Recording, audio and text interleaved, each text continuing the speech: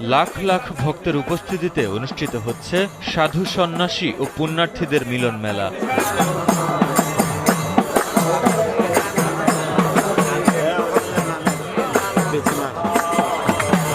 প্রতি বছর বৈশাখ মাসের শেষ বৃহস্পতিবার মহাস্থানগড়ে হযরত শাহ সুলতান বলখী রহমতুল্লাহের মাজারে বসে এই মেলা। আসলে এটা আশিক মাসিকের খেলা, এটা অলি আল্লাহর খেলা, এটা পাগল মাস্তানের খেলা।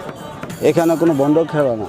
এখানে যে দুর্নীতি করবে সে বিচারে শাহ সুলতানই করবে, সে ইসলাম জারি করছে এখানে। আমরা বৈশাখ মাসের শেষ বৃহস্পতিবার বগুড়া শাহ সুলতানের উরুস মুবারক, এখানে আমরা আসি সবাই।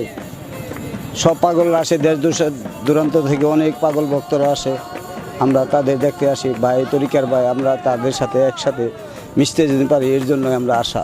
বগুড়ার মহাস্থানগড়ের এই মাজারকে বলা হয় সব ধর্মের তীর্থস্থান। একদিকে যেমন ধর্মপ্রাণ মুসলমানরা